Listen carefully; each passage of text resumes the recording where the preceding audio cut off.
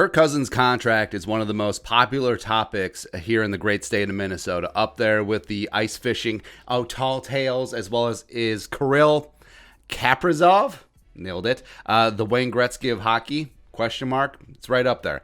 So Kirk got a fat extension from the Vikings in the offseason, tacking on to the 3-year, $84 million fully guaranteed contract that he signed in free agency 2018. So essentially, he's on a 5-year, $150 million deal here with the Vikings, fully guaranteed as of the third day of the new league year, when it's 2022. $35 million base salary becomes fully guaranteed. Cool. And played phenomenal this season. Respect. After the bye, I threw for 24 touchdowns as well as a quarterback rating of 113.6, which is good for second and third in the NFL respectively from week 8 on. So the Vikings can win with Kirk Cousins, revved up, ready to go. If they are all in on 2021, if they're in win now mode, Kirk Cousins is going to be your guy.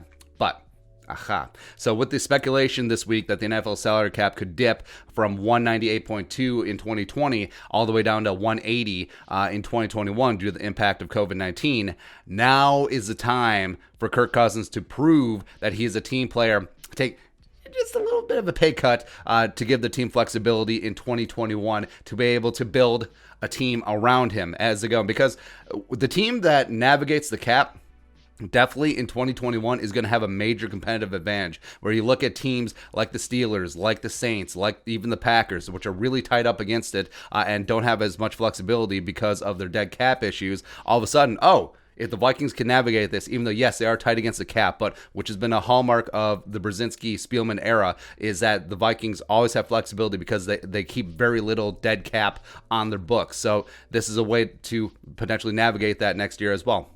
And I know, don't tell people what to do with their money. Kirk has earned $140.6 million through his career so far, not including that sweet Pizza Ranch cash. Plus, I'm sure he gets free pizza. I mean, you can't put a price tag on that. Okay, $5. And is due another $56 million the next 2 years from the Vikings, again, which becomes fully guaranteed on the third day of the new league year this year. So the Vikings have been pretty good to him, right? And when he signed his deals, when he signed his 2-year extension, no one knew that COVID was going to impact the league this much. Like, no one knew that the salary cap was essentially going to get kneecapped down $18 million. And yeah, so the 2021 salary cap was estimated to rise to about $210 million.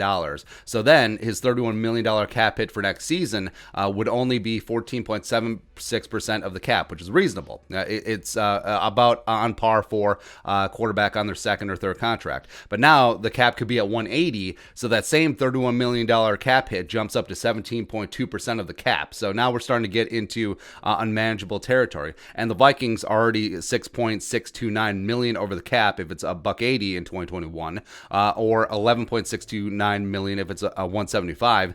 So basically, it comes down to this: Kirky boy.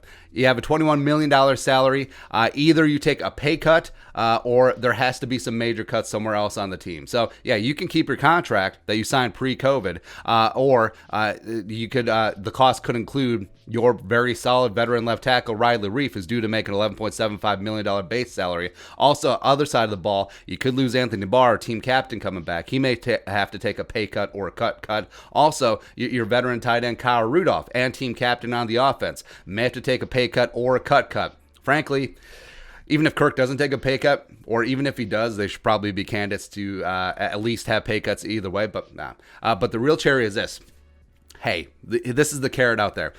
Take a pay cut, and we will use every single dollar that you give up to bring in quality offensive linemen. Like, we will, if you take a $15 million pay cut, we will throw every single penny at Joe Thuney, at your guy Brandon Scherf if he becomes a free agent from Washington, at Corey Linsley, the Packers, PFF's number 1 graded safety in 2020, for a few dollars less. Hey, we will build you an offensive line where your ass doesn't get planted a couple dozen times a game. You won't be the third most pressured quarterback in the league at 38.6% of your dropbacks like you were in 2020. And hell, if you want, we can even make most of the pay cut able to earn back in incentives, playing time, statistical, wins, Super Bowl, Pro Bowl, all that stuff. So you go from $21 million down to, say, $7 million, and then you have $14 million in incentives. Essentially, If you play up to your capabilities, you're not losing out on a penny. But also that takes $14 million off the 2021 cap and then moves it to next year. And yeah,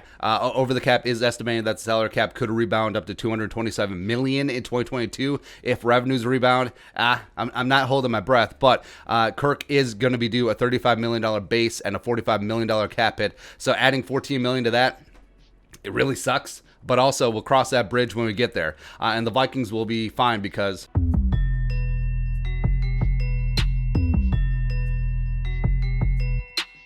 but Kirk Cousins has a chance to do something noble here. Because when he signed his 2-year extension, we had no idea that the salary cap was going to be impacted that much. Okay, maybe it stagnates for a year. Maybe it doesn't grow the $10 million like it does generally by clockwork. Okay, but who knew that it was going to drop $18 million potentially, maybe even more, or potentially more than that since you're losing out on the $10 million growth as well. So, the pie got a little bit smaller since you took your slice. So why not give out a little bit of your slice so that the team can build? Do you want to win a Super Bowl? Take that pay cut, procure top-tier offensive line talent is going to be a big, big step. Plus, it makes your job easier, bro. Think of how much better you will look if you have consistent upfront protection. Weird, right? Will Kirk do the right thing and the noble thing by putting the team first?